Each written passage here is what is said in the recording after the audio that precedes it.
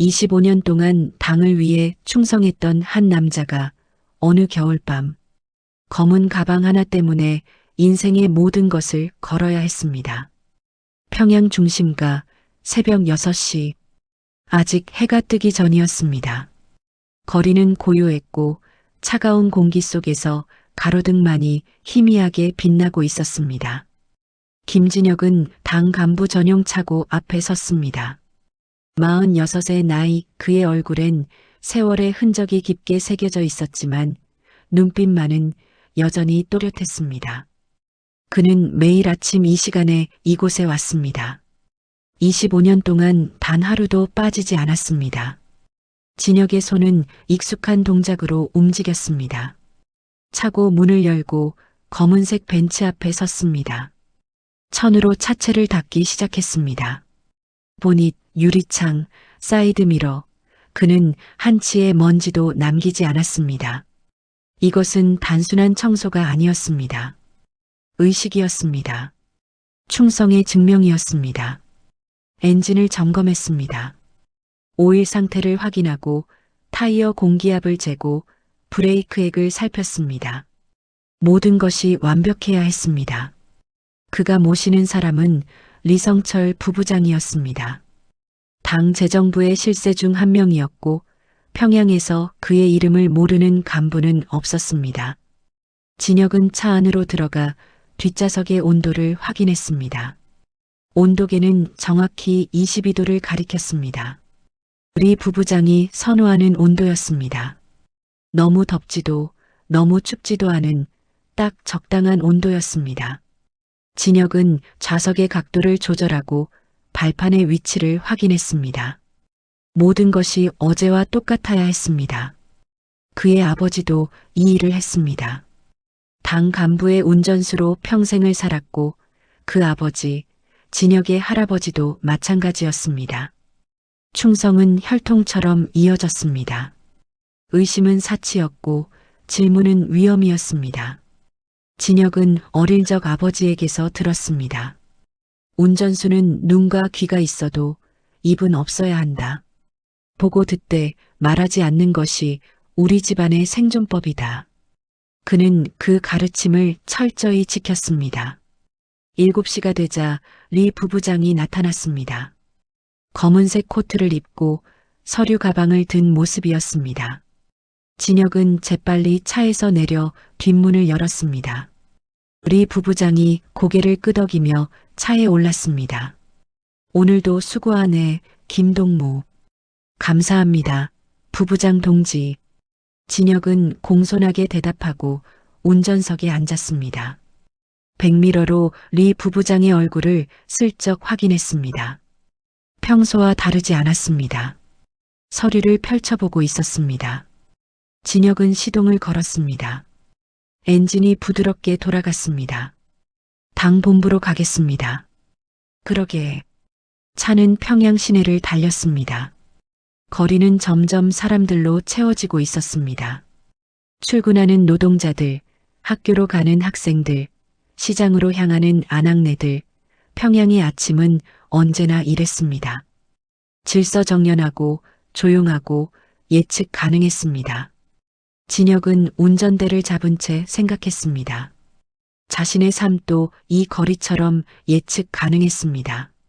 매일 같은 시간에 일어나고 같은 길을 운전하고 같은 사람을 모시고 같은 시간에 집으로 돌아갔습니다. 변화는 없었고 변화를 바라지도 않았습니다. 평범함이 곧 안전이었습니다. 당 본부에 도착했습니다. 진혁은 차를 세우고 뒷문을 열었습니다. 리 부부장이 내렸습니다. 저녁 6시에 다시 오게. 알겠습니다, 부부장 동지. 리 부부장이 건물 안으로 사라졌습니다. 진혁은 차를 주차장으로 몰고 갔습니다. 그리고 대기실로 향했습니다. 다른 운전수들이 이미 와 있었습니다. 그들은 신문을 보거나 담배를 피우거나 조용히 앉아 있었습니다. 진혁은 구석자리에 앉았습니다. 옆자리에 박동무가 말을 걸었습니다. 그는 다른 부부장의 운전수였습니다. 김동무 요즘 어떤가? 그저 그렇습니다. 박동무는요? 똑같이 뭐 특별한 일이 있겠나? 박동무가 담배를 권했습니다. 진혁은 손사래를 쳤습니다. 전 담배를 안 합니다. 그래, 자네는 항상 건강관리를 철저히 하지. 그래서 25년을 한자리에 있는 거야. 박동무가 웃었습니다. 진혁도 미소를 지었습니다. 하지만 그 미소는 진심이 아니었습니다. 그저 습관이었습니다. 오후가 되었습니다. 진혁은 구내식당에서 점심을 먹고 다시 대기실로 돌아왔습니다. 시계를 봤습니다. 아직 4시간이나 남았습니다. 그는 창밖을 바라봤습니다. 평양의 하늘은 회색이었습니다. 언제나 그랬습니다. 6시가 되자 진혁은 차로 향했습니다. 리 부부장은 정확히 6시에 나타났습니다. 항상 그랬습니다. 진혁은 뒷문을 열었습니다. 리 부부장이 차에 올랐습니다. 집으로 가겠습니다. 그러게. 차는 리 부부장의 집으로 향했습니다. 평양 중심가의 고급 아파트였습니다.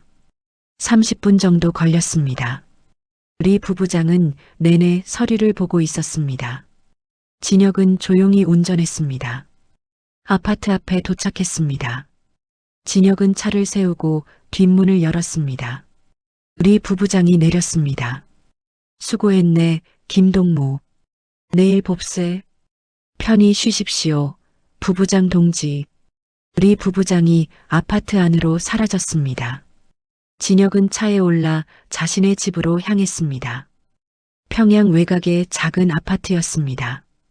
운전수 신분으로는 나쁘지 않은 곳이었습니다.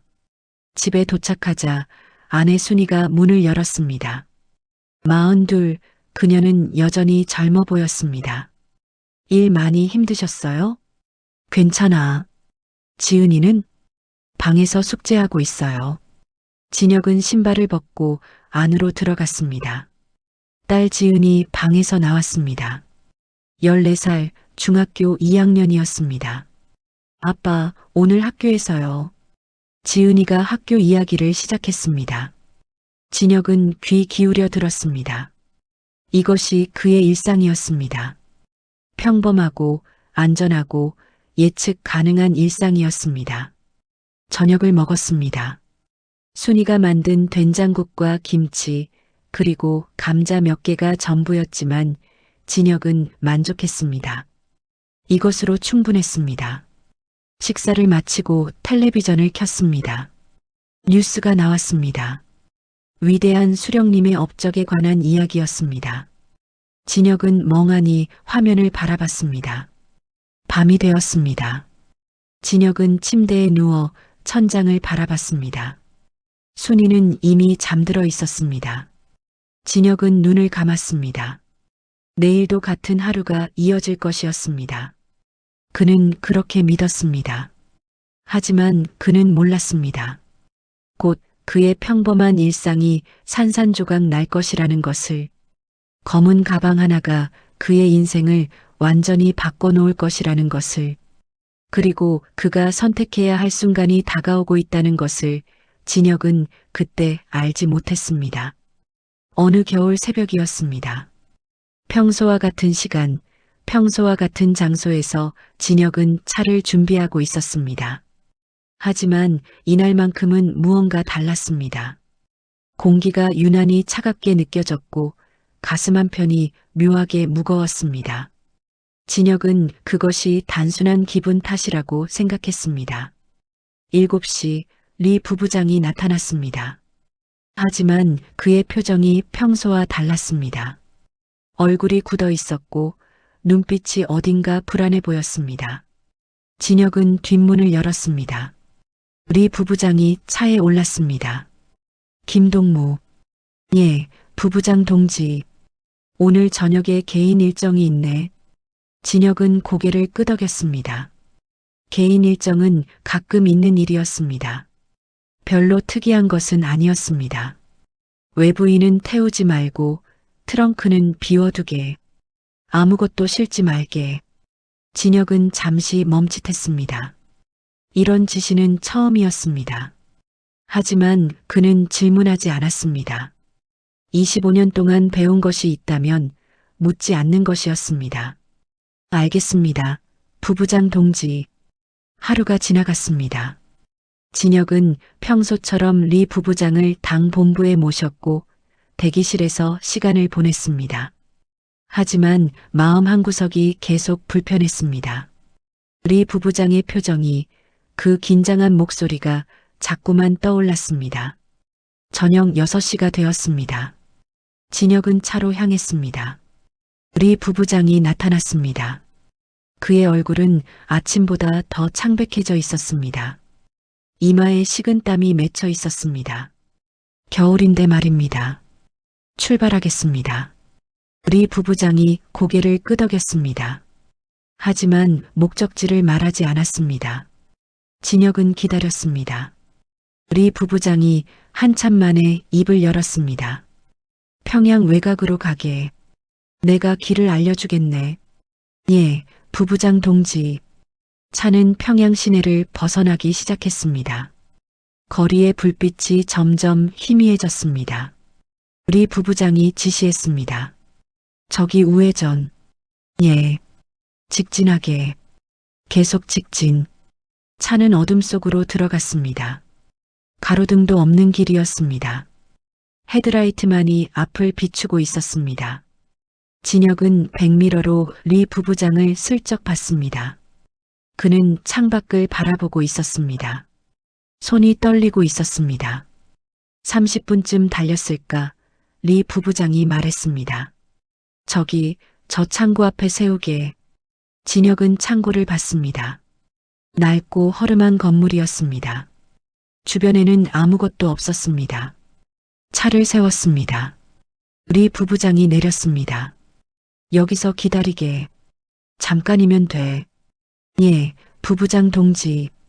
리 부부장이 창고 안으로 들어갔습니다. 진혁은 차 안에 앉아 기다렸습니다. 주변은 고요했습니다. 바람 소리만 들렸습니다. 진혁은 시계를 봤습니다. 10분이 지났습니다.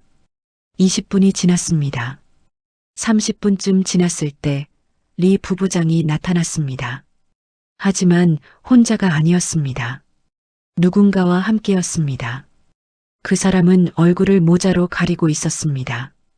두 사람이 무언가를 들고 있었습니다. 검은색 가방이었습니다. 세 개였습니다. 리 부부장이 차에 다가왔습니다. 진혁은 재빨리 내려 트렁크를 열었습니다. 리 부부장과 그 사람이 가방을 실었습니다. 진혁은 가방의 무게를 느꼈습니다. 엄청나게 무거웠습니다. 보통 짐이 아니었습니다. 가방을 다 실자 그 사람이 말없이 사라졌습니다. 어둠 속으로 걸어갔습니다.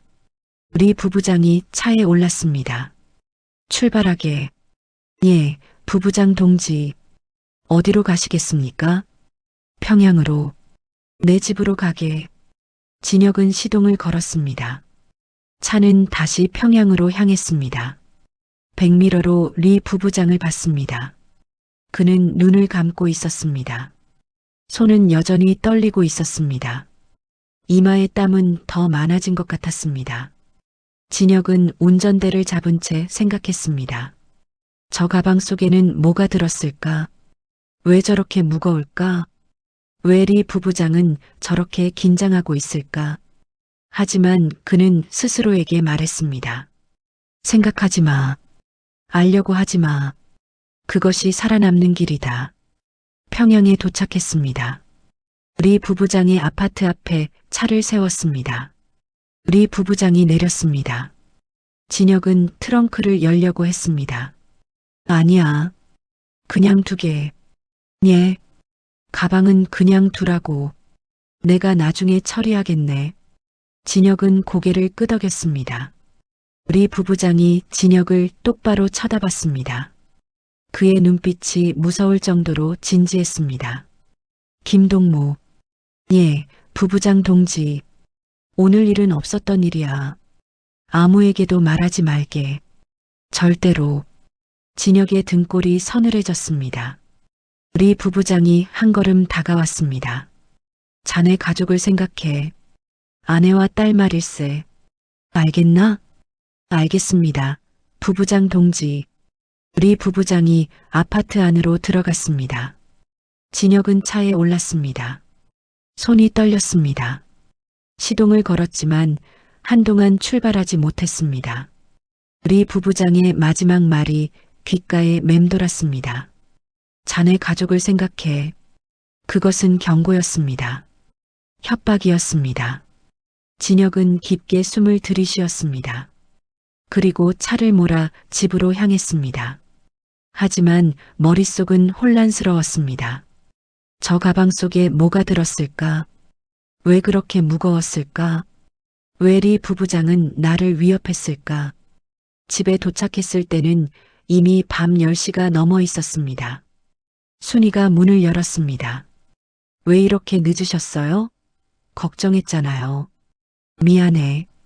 부부장 동지 개인 일정이 있었어. 얼굴이 왜 그래요? 무슨 일 있어요? 진혁은 고개를 저었습니다. 아무것도 아니야. 그냥 피곤해서 그래. 순이는 남편을 자세히 쳐다봤습니다. 뭔가 이상했습니다. 남편의 얼굴에 두려움이 서려 있었습니다. 하지만 더 묻지 않았습니다. 남편이 말하고 싶지 않다면 그것은 위험한 일이라는 뜻이었습니다. 진혁은 침대에 누웠습니다. 하지만 잠이 오지 않았습니다. 눈을 감으면 검은 가방이 보였습니다. 리 부부장의 떨리는 손이 보였습니다. 그리고 그의 마지막 말이 들렸습니다. 자네 가족을 생각해. 진혁은 알았습니다. 자신이 무언가에 연루되었다는 것을, 그것이 무엇이든 위험한 일이라는 것을, 그리고 이제 자신은 단순한 운전수가 아니라 공범이 되었다는 것을. 새벽이 되어서야 진혁은 잠들었습니다. 하지만 악몽을 꾸었습니다. 검은 가방이 열리고 그 안에서 무언가가 나오는 꿈이었습니다. 진혁은 비명을 지르며 깼습니다. 온몸이 땀으로 젖어 있었습니다. 순이가 물었습니다. 괜찮으세요? 진혁은 고개를 끄덕였습니다. 하지만 괜찮지 않았습니다. 그의 평범한 일상은 이미 끝나 있었습니다. 그날 이후로 일주일이 지났습니다. 진혁은 매일 아침 같은 시간에 일어났고 같은 일을 했습니다. 하지만 모든 것이 달라져 있었습니다. 차를 닦을 때도, 엔진을 점검할 때도, 리 부부장을 모실 때도 그의 머릿속에는 그 검은 가방이 떠올랐습니다. 무거운 무게, 리 부부장의 떨리는 손, 그리고 그 위협적인 경고가 계속해서 맴돌았습니다. 그리고 일주일 후 다시 시작되었습니다. 저녁 6시 리 부부장이 차에 올랐습니다. 그의 얼굴은 지난번보다 더 창백했습니다. 눈 밑에는 다크서클이 짙게 깔려 있었습니다. 김동무. 예, 부부장 동지. 오늘도 저번처럼 가야겠네. 진혁의 심장이 뛰었습니다. 다시 또 그곳으로 가는 것입니다. 그는 대답했습니다. 알겠습니다. 부부장 동지. 차는 다시 평양 외곽으로 향했습니다. 같은 길, 같은 어둠, 같은 창고였습니다. 리 부부장이 내렸고 30분 후에 다시 나타났습니다. 이번에도 검은 가방 3개를 들고 있었습니다. 진혁은 트렁크를 열었고 가방을 실었습니다. 무게는 여전히 무거웠습니다. 돌아오는 길 리 부부장은 한마디도 하지 않았습니다. 창밖만 바라보고 있었습니다. 진혁은 백미러로 그를 봤습니다. 리 부부장의 입술이 파르르 떨리고 있었습니다. 그 다음 주에도 같은 일이 반복되었습니다. 그리고 그 다음 주에도 한 달 동안 총 4번 진혁은 같은 길을 갔고 같은 가방을 실었습니다. 매번 리 부부장은 더 초췌해져 갔습니다. 그리고 매번 진혁은 더 불안해졌습니다. 밤마다 잠을 이룰 수 없었습니다. 눈을 감으면 검은 가방이 보였고 그 안에 무엇이 들었는지 상상하게 되었습니다. 돈일까? 문서일까? 아니면 더 위험한 무언가일까? 진혁은 알고 싶지 않았지만 동시에 알아야 할 것 같았습니다. 순이는 남편의 변화를 알아챘습니다. 진혁은 밥을 먹다가도 멍하니 공중을 바라봤고 텔레비전을 보면서도 집중하지 못했습니다. 밤에는 식은땀을 흘리며 자주 깼습니다. 여보, 요즘 왜 그래요? 무슨 일 있어요? 순이가 조심스럽게 물었습니다. 진혁은 고개를 저었습니다. 아무것도 아니야. 그냥 좀 피곤해서 그래. 거짓말. 당신 얼굴 좀 봐요. 한 달 사이에 살이 얼마나 빠졌는데요. 밤에는 자다가 식은땀 흘리고 악몽도 자주 꾸잖아요. 진혁은 아내를 봤습니다. 순이의 눈에는 걱정이 가득했습니다. 진혁은 그녀의 손을 잡았습니다. 정말 괜찮아. 일이 좀 많아서 그래. 곧 나아질 거야. 하지만 순이는 믿지 않았습니다.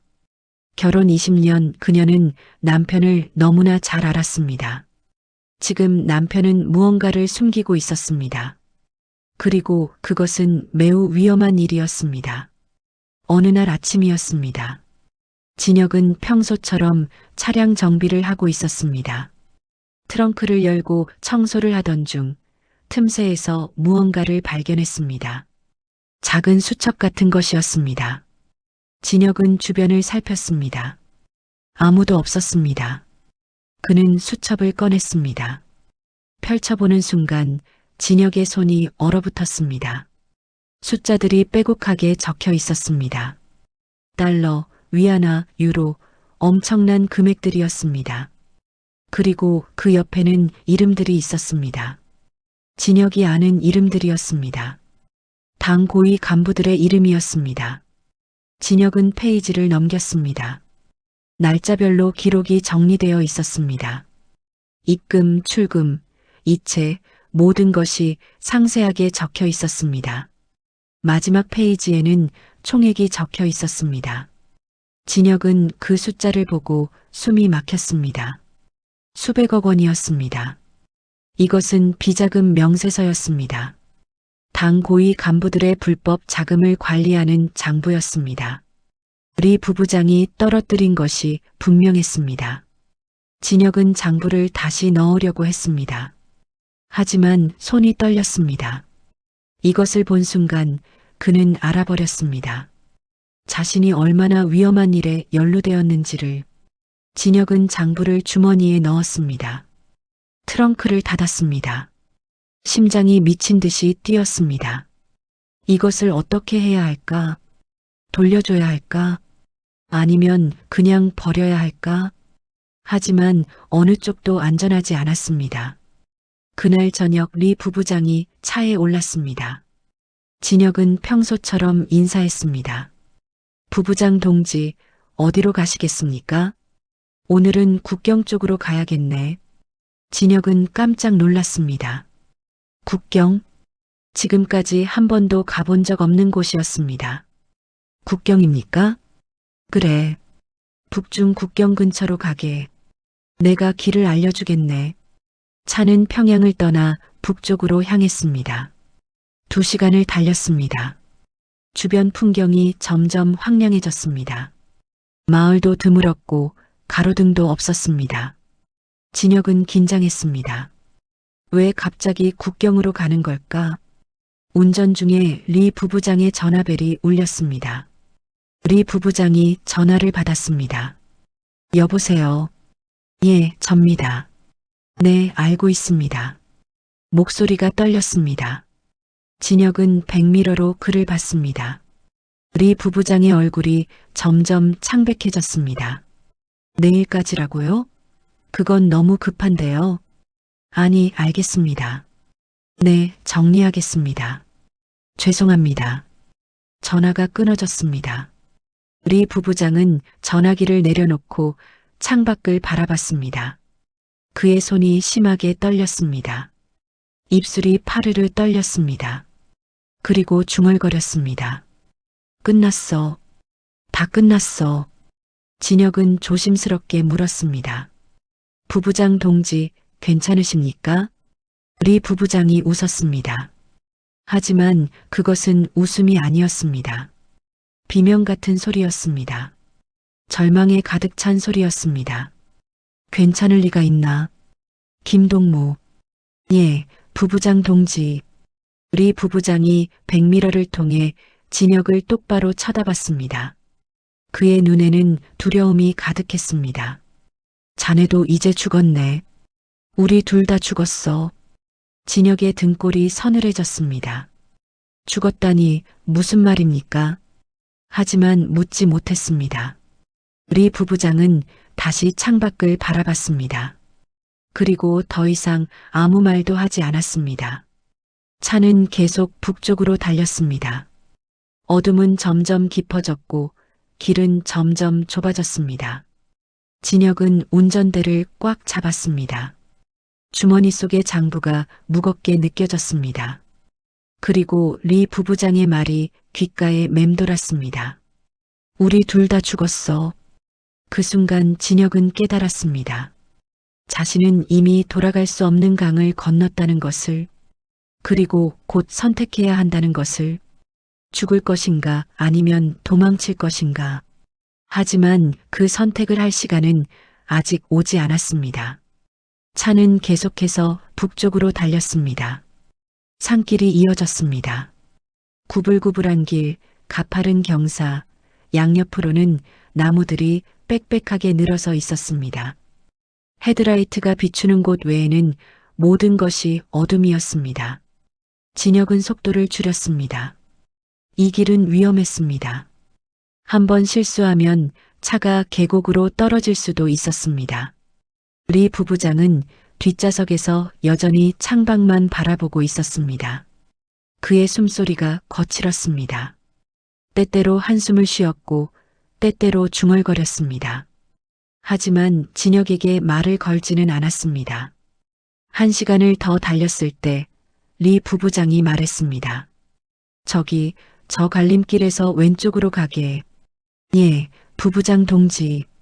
차는 왼쪽 길로 접어들었습니다. 더 좁은 길이었습니다. 포장도 되어 있지 않았습니다. 차가 덜컹거렸습니다. 진혁은 더욱 조심스럽게 운전했습니다.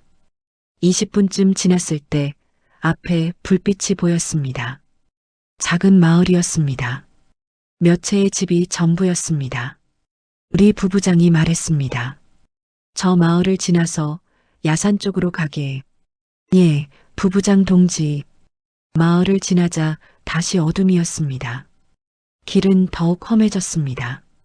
차는 천천히 야산으로 올라갔습니다. 그리고 한 곳에서 멈췄습니다. 리 부부장이 말했습니다. 여기야. 여기서 기다리게. 예, 부부장 동지. 리 부부장이 차에서 내렸습니다. 손전등을 들고 어둠 속으로 걸어갔습니다. 진혁은 차 안에 남았습니다. 주변은 고요했습니다. 바람 소리와 나뭇잎 흔들리는 소리만 들렸습니다. 진혁은 시계를 봤습니다. 밤 11시였습니다. 10분이 지났습니다. 20분이 지났습니다. 30분이 지났습니다. 리 부부장은 돌아오지 않았습니다. 진혁은 불안해지기 시작했습니다. 혹시 무슨 일이 생긴 걸까? 기다려야 할까? 아니면 찾아봐야 할까? 1시간이 지났습니다. 진혁은 더 이상 기다릴 수 없었습니다. 차에서 내렸습니다. 손전등을 꺼내 들고 리 부부장이 간 방향으로 걸었습니다. 어둠 속에서 길을 찾기는 어려웠습니다. 진혁은 조심스럽게 발을 내디뎠습니다. 50m쯤 걸었을 때 발밑에 무언가가 있었습니다. 손전등으로 비춰봤습니다. 리 부부장이 들고 간 서류 가방이었습니다. 진혁은 주변을 살폈습니다.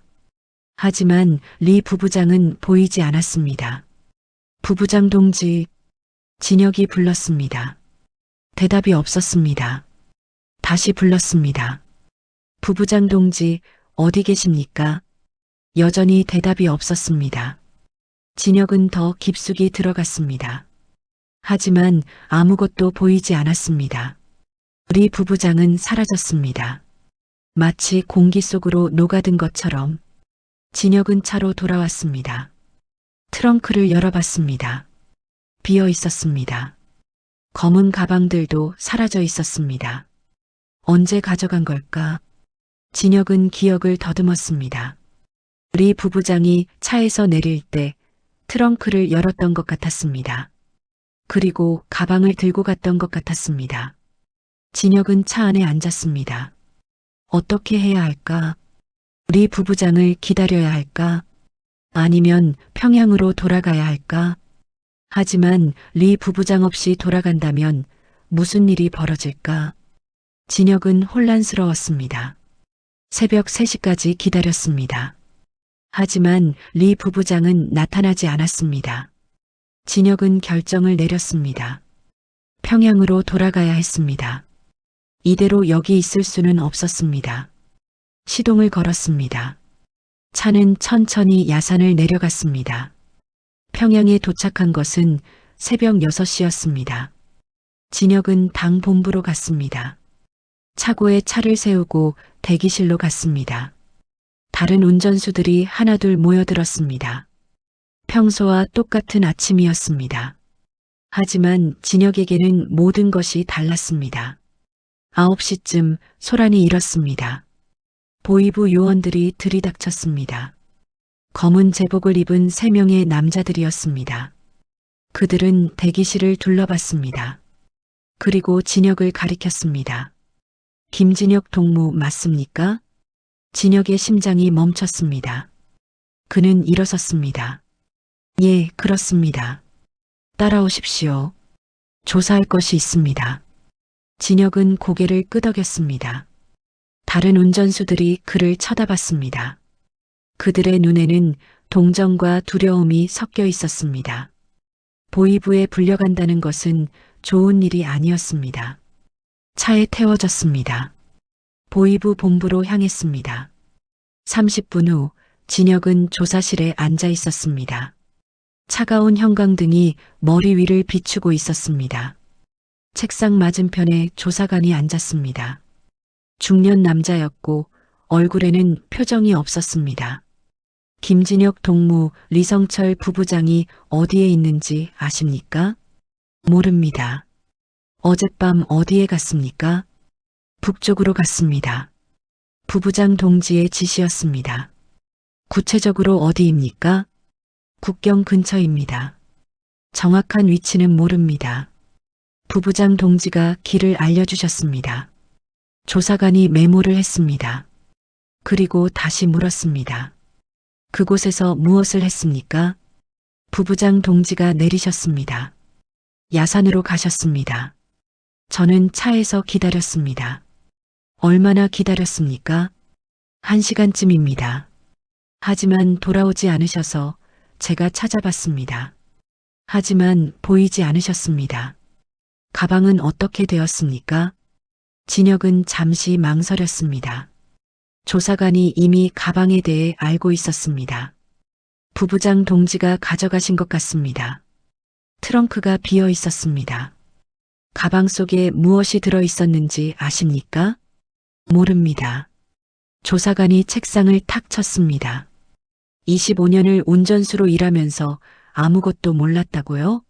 한 달 동안 4번이나 같은 곳을 갔으면서요? 진혁은 고개를 숙였습니다. 저는 그저 운전만 했습니다. 질문하지 않는 것이 제 일이었습니다. 조사관이 일어섰습니다. 진혁에게 다가왔습니다. 그리고 낮은 목소리로 말했습니다. 김진혁 동무, 리성철은 당의 자금을 횡령한 반역자입니다. 그는 수백억 원을 빼돌렸고 지금 도주 중입니다. 자네가 그를 도왔다면 자네도 공범입니다. 진혁의 얼굴이 창백해졌습니다.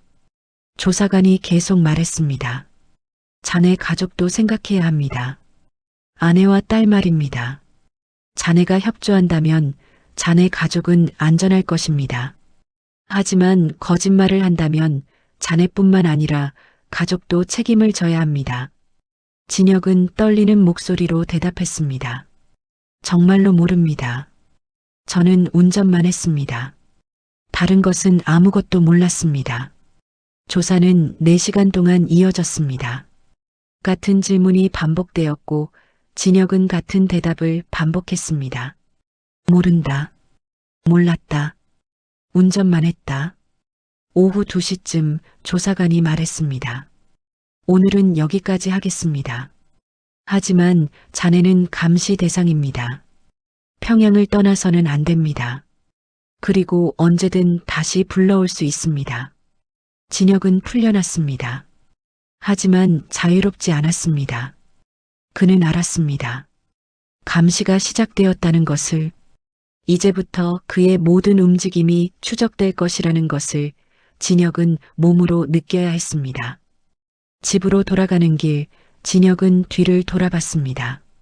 검은색 승용차 한 대가 일정한 거리를 두고 따라오고 있었습니다. 보이부였습니다. 그들은 숨기려고 하지도 않았습니다. 오히려 드러내 보이며 압박을 가하는 것 같았습니다. 진혁은 시선을 앞으로 돌렸습니다. 손이 떨렸습니다. 집 앞에 도착했을 때는 오후 4시였습니다. 진혁은 계단을 올라갔습니다. 문을 열자 순이가 달려왔습니다. 그녀의 얼굴은 눈물로 범벅이 되어 있었습니다.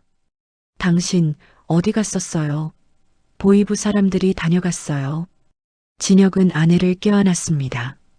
순이의 몸이 떨리고 있었습니다. 괜찮아. 나 괜찮아.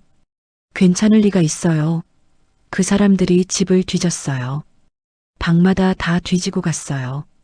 지은이가 얼마나 무서워했는데요. 진혁은 집안을 둘러봤습니다.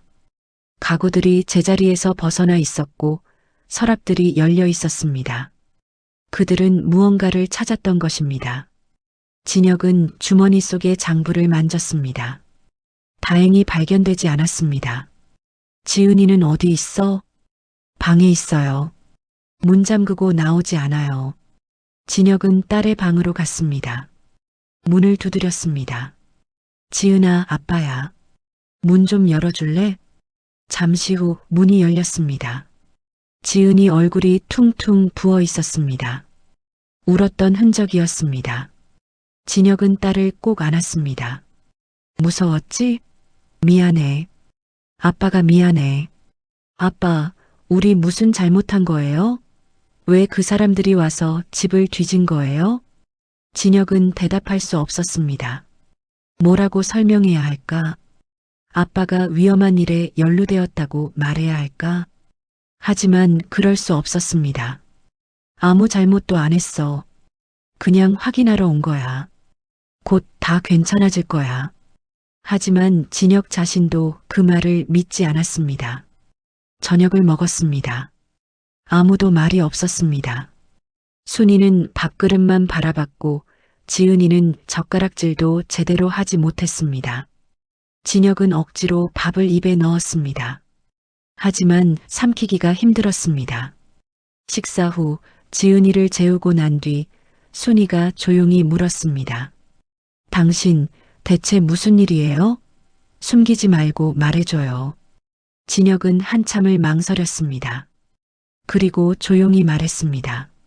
내가 모시던 리 부부장이 사라졌어. 당의 자금을 횡령하고 도주했대. 순이의 얼굴이 창백해졌습니다.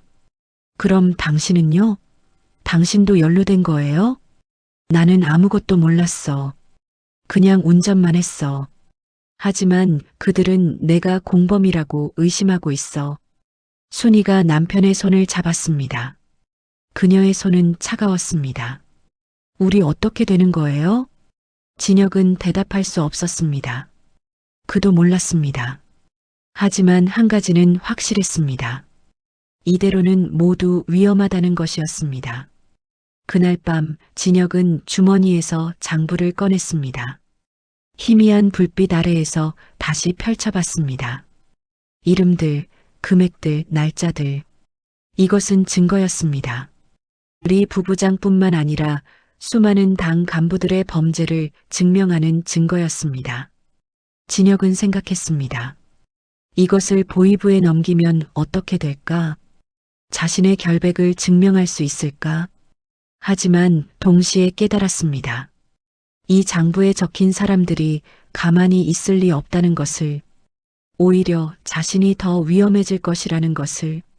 그렇다면 다른 방법은 없을까? 진혁은 지도를 떠올렸습니다. 북쪽은 중국이지만 리 부부장의 실패가 증명했듯이 안전하지 않았습니다. 남쪽은 DMZ가 가로막고 있었습니다. 지뢰밭과 철책, 그리고 수많은 병사들이 지키고 있는 곳이었습니다. 하지만 진혁에게는 한 가지 장점이 있었습니다. 25년간 당 간부를 모시며 쌓은 신뢰와 출입증이었습니다. 그는 당 본부는 물론이고 군부대, 검문소, 어디든 갈 수 있었습니다. 아무도 의심하지 않았습니다. 진혁은 결정을 내리기 시작했습니다. 도망쳐야 한다. 가족을 데리고 남쪽으로 가야 한다. 이것만이 살 길이었습니다. 다음 날 아침 진혁은 일찍 일어났습니다. 순이도 깨어 있었습니다. 그녀도 잠을 이루지 못한 것 같았습니다. 진혁은 아내의 손을 잡았습니다. 여보, 내 말 잘 들어. 순이가 남편을 봤습니다. 진혁의 눈빛이 달랐습니다. 결연한 무언가가 있었습니다. 우리 여기서 나가야 해. 뭐라고요? 남쪽으로 가야 해. 탈북해야 해. 순이는 숨이 막혔습니다. 탈북. 그 단어만으로도 죽음을 의미했습니다. 발각되면 총살이었고 가족 모두가 수용소로 보내졌습니다. 미쳤어요? 그게 무슨 말이에요? 진혁이 아내의 어깨를 잡았습니다. 이대로 있으면 우리 모두 죽어. 보이부는 나를 의심하고 있어. 증거가 없어도 나를 공범으로 만들 수 있어. 그럼 당신과 지은이도 끝이야. 하지만 탈북은 너무 위험해요. 실패하면요? 실패해도 죽고 여기 있어도 죽어. 그럼 차라리 시도라도 해보는 게 낫지 않겠어? 순이는 울음을 터뜨렸습니다.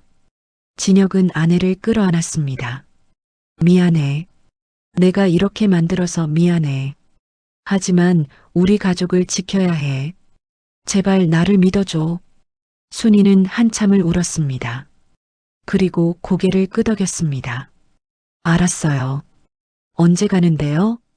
준비하는데 사흘 정도 걸릴 거야. 그동안 아무렇지 않은 척 해야 해. 감시받고 있으니까. 그날부터 진혁은 치밀하게 준비했습니다. 당 간부 차량 출입증을 위조했습니다. 25년간 본 수많은 출입증, 그는 정확하게 재현할 수 있었습니다. 긴급 시찰 서류도 만들었습니다. 당 중앙위원회 명의로 도장을 훔쳐서 찍었습니다. 가장 어려운 것은 루트를 짜는 것이었습니다. 개성 인근 DMZ까지 가려면 3개의 검문소를 통과해야 했습니다. 각 검문소마다 신원 확인과 차량 검색이 있었습니다. 하나라도 실패하면 끝이었습니다. 진혁은 밤마다 지도를 펼쳐놓고 연구했습니다. 어느 시간대가 가장 안전할까? 어느 검문소가 가장 허술할까? 모든 것을 계산했습니다. 사흘째 되는 날 저녁, 진혁은 순이와 지은이를 불렀습니다. 짐을 싸. 최소한만. 옷 한두 벌, 그리고 중요한 물건만. 순이가 물었습니다. 언제요? 내일 새벽 4시에 출발해. 지은이가 무서운 표정으로 물었습니다. 아빠, 우리 정말 가는 거예요? 진혁은 딸을 안았습니다. 그래. 무서울 거야. 위험할 거야. 하지만 아빠가 지킬게. 꼭 지킬게. 그날 밤 3사람은 각자 작은 가방을 챙겼습니다. 순이는 남편과의 결혼사진 한 장을 넣었고 지은이는 어릴 적 인형 하나를 넣었습니다. 진혁은 장부를 가슴에 품었습니다. 이것이 그들의 통행증이 될 것이었습니다. 새벽 3시 진혁은 일어났습니다. 순이와 지은이도 이미 깨어 있었습니다. 아무도 잠들지 못했습니다. 진혁은 창밖을 내다봤습니다. 감시 차량은 여전히 그곳에 있었습니다. 하지만 불은 꺼져 있었습니다. 그들도 자고 있는 것 같았습니다. 지금이야. 조용히 나가자. 세 사람은 숨을 죽이고 현관문을 열었습니다. 계단을 조심스럽게 내려갔습니다. 한 계단 한 계단이 영원처럼 느껴졌습니다. 1층에 도착했고 뒷문으로 나갔습니다. 차는 뒷골목에 세워두었습니다. 차에 올랐습니다. 진혁은 시동을 걸지 않고 중립으로 놓고 밀었습니다. 100m쯤 간 후에야 시동을 걸었습니다. 엔진 소리가 고요한 새벽을 깼습니다. 진혁은 엑셀을 밟았습니다. 차는 어둠 속으로 달려갔습니다. 평양을 벗어나 남쪽으로. 뒷좌석에 순이가 지은이를 꼭 안고 있었습니다. 진혁은 백미러로 뒤를 확인했습니다. 아직 추격자는 없었습니다. 이제 시작이었습니다. 그리고 이것은 돌이킬 수 없는 선택이었습니다. 차는 평양 외곽을 벗어나 남쪽으로 달렸습니다. 새벽 4시 거리는 텅 비어 있었습니다. 가로등만이 희미하게 길을 비추고 있었습니다. 진혁은 속도를 일정하게 유지했습니다. 너무 빠르면 의심받고 너무 느리면 시간을 놓칠 수 있었습니다. 그는 정확히 시속 60km로 달렸습니다. 뒷좌석에서 지은이가 떨리는 목소리로 물었습니다. 아빠, 우리 정말 남쪽까지 갈 수 있어요? 진혁은 백미러로 딸을 봤습니다. 지은이의 얼굴은 창백했습니다. 갈 수 있어. 아빠를 믿어. 순이가 딸의 손을 꽉 잡았습니다. 그녀의 손도 차갑게 식어 있었습니다. 하지만 그녀는 침착함을 유지하려고 애썼습니다. 딸 앞에서 무너질 수 없었습니다. 1시간을 달렸을 때 첫 번째 검문소가 나타났습니다. 평양 남부 외곽 검문소였습니다. 진혁은 속도를 줄였습니다. 손에 땀이 났습니다. 그는 위조한 출입증과 서류를 꺼냈습니다. 차가 검문소 앞에 멈췄습니다. 젊은 병사가 다가왔습니다. 22살쯤 되어 보였습니다. 진혁은 창문을 내렸습니다. 출입증 제시하십시오. 진혁은 침착하게 출입증을 건넸습니다. 병사가 손전등으로 비추며 확인했습니다. 진혁의 심장이 미친 듯이 뛰었습니다. 하지만 얼굴에는 티를 내지 않았습니다. 25년간 당 간부를 모시며 익힌 침착함이었습니다. 병사가 물었습니다. 이 시간에 어디로 가십니까? 당 중앙위원회 긴급 시찰입니다. 개성지역당 조직 점검차 내려갑니다. 진혁은 서류를 건넸습니다. 병사가 서류를 확인했습니다. 당 중앙위원회 도장이 선명하게 찍혀 있었습니다. 병사는 차 안을 들여다봤습니다. 뒷좌석에 순이와 지은이를 봤습니다. 뒷좌석 분들은 누구십니까? 진혁은 준비한 대답을 했습니다. 가족입니다. 개성에 친척이 있어서 함께 가는 겁니다. 시찰이 끝나면 잠시 들를 예정입니다. 병사는 잠시 망설였습니다. 뭔가 이상하다는 표정이었습니다.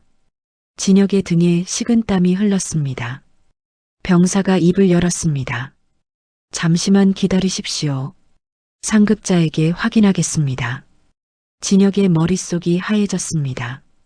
확인. 만약 당 본부에 전화를 한다면 끝이었습니다. 그는 재빨리 생각했습니다. 그리고 말했습니다. 동무, 시간이 없습니다. 6시까지 개성에 도착해야 합니다. 늦으면 나도 문제지만 동무도 당 중앙위원회 일정을 지연시킨 책임을 져야 할 겁니다. 병사의 얼굴이 굳어졌습니다. 당 중앙위원회. 그 이름만으로도 충분한 압력이었습니다. 병사는 서류를 다시 한번 봤습니다. 도장은 진짜처럼 보였고 서명도 완벽했습니다. 통과하십시오. 진혁은 고개를 숙였습니다. 수고하십시오, 동무. 차는 검문소를 지나갔습니다. 진혁은 백미러로 검문소를 확인했습니다. 병사는 여전히 서류를 들고 서 있었습니다. 혹시 무전기를 들지 않을까?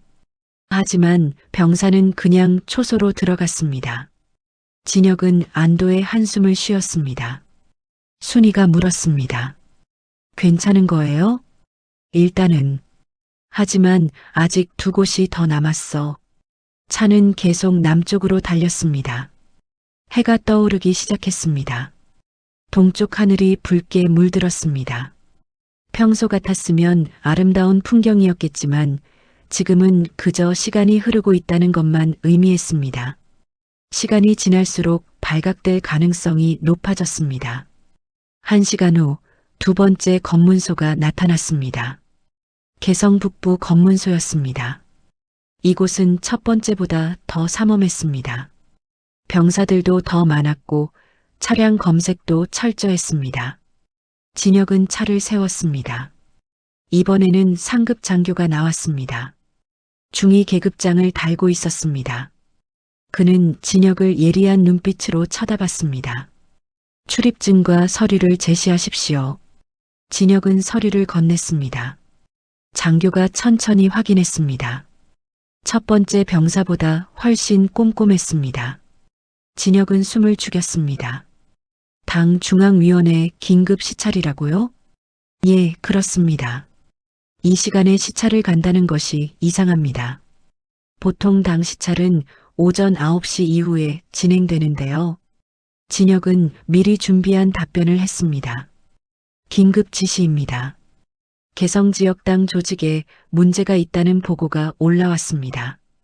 그래서 불시 점검을 가는 겁니다.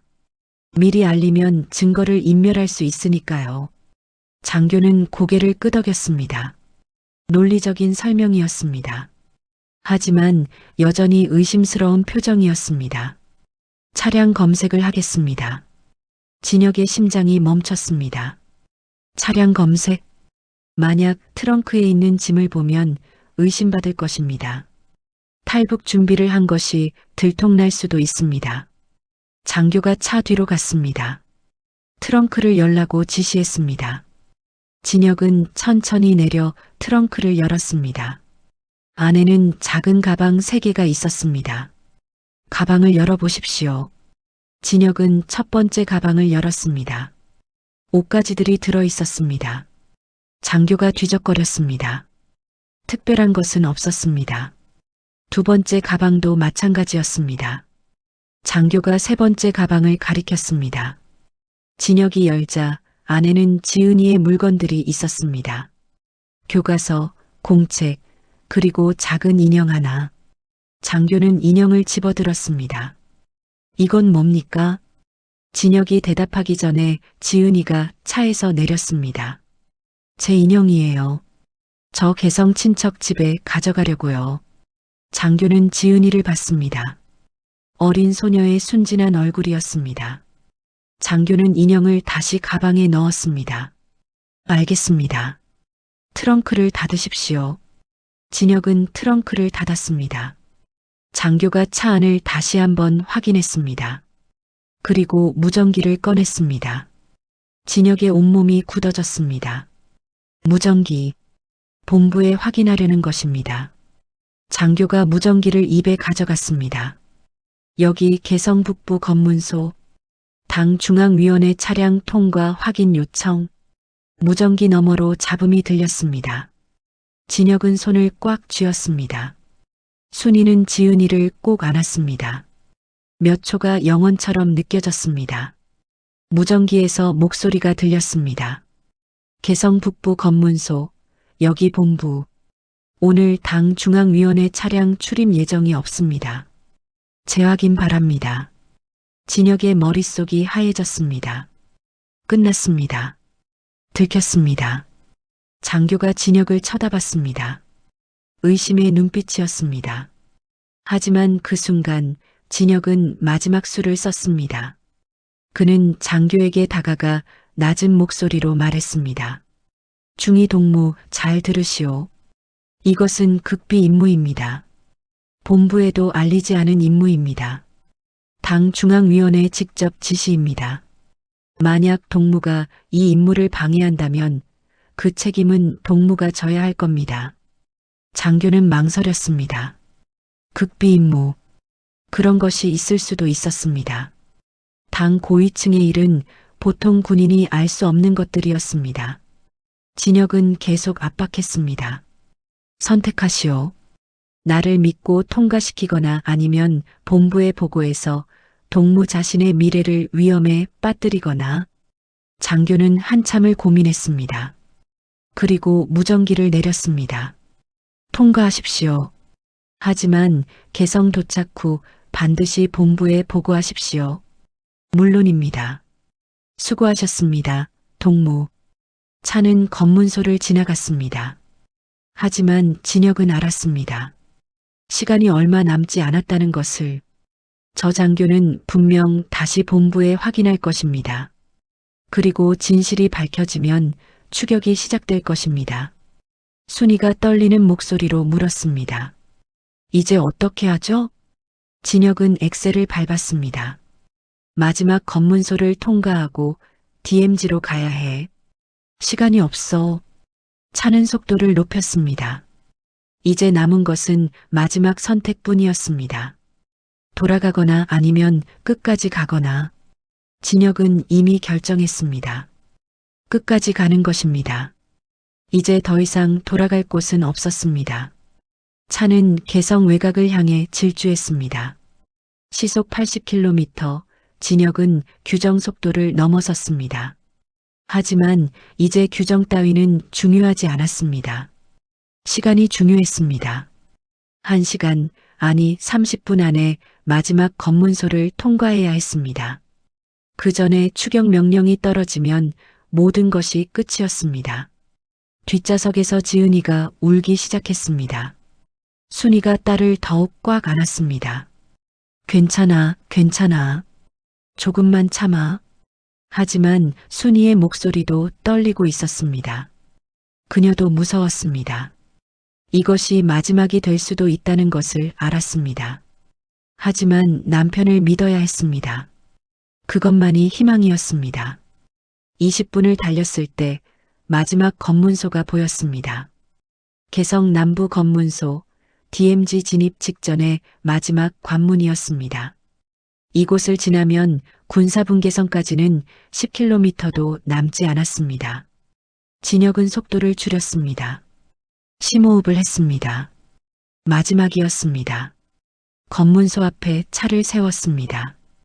이번에는 2명의 병사가 나왔습니다. 그리고 그들의 표정이 심상치 않았습니다. 뭔가 알고 있는 것 같았습니다. 진혁의 심장이 뛰었습니다. 한 병사가 다가와 창문을 두드렸습니다. 진혁은 창문을 내렸습니다. 출입증과 서류를 제시하십시오. 진혁은 서류를 건넸습니다. 병사가 확인하는 동안 다른 병사는 무전기로 뭔가를 확인하고 있었습니다. 진혁은 그 모습을 보며 직감했습니다. 이미 연락이 온 것입니다. 첫 번째 병사가 서류를 돌려주지 않고 물었습니다. 차량 번호가 평양 7425입니까? 그렇습니다. 잠시만 기다리십시오. 병사가 초소로 들어갔습니다. 진혁은 백미러로 뒤를 봤습니다. 순이가 겁에 질린 눈으로 남편을 쳐다봤습니다. 진혁은 고개를 살짝 끄덕였습니다. 준비하라는 신호였습니다. 초소에서 장교가 나왔습니다. 그의 손에는 전화기가 들려 있었습니다.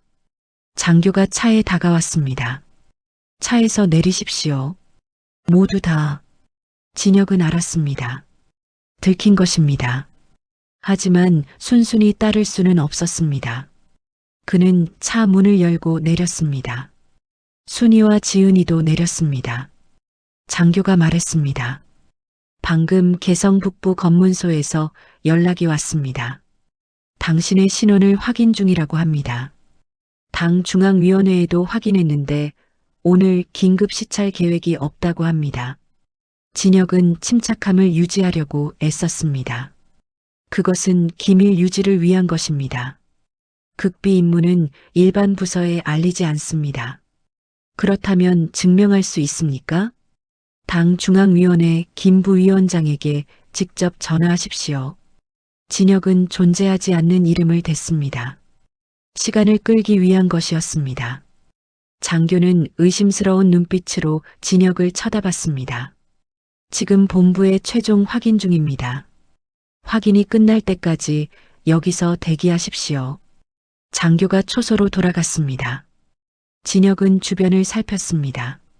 병사 4명, 초소 1개, 차단기가 길을 막고 있었습니다. 그 너머가 DMZ로 가는 길이었습니다. 진혁은 결정을 내렸습니다. 더 이상 기다릴 수 없었습니다. 그는 순이에게 낮은 목소리로 말했습니다. 차에 타. 지금 당장. 순이는 망설였습니다. 하지만 남편의 눈빛을 보고 알았습니다. 이것이 마지막 기회라는 것을. 그녀는 지은이의 손을 잡고 차에 탔습니다. 진혁도 재빨리 운전석에 올랐습니다. 시동을 걸었습니다.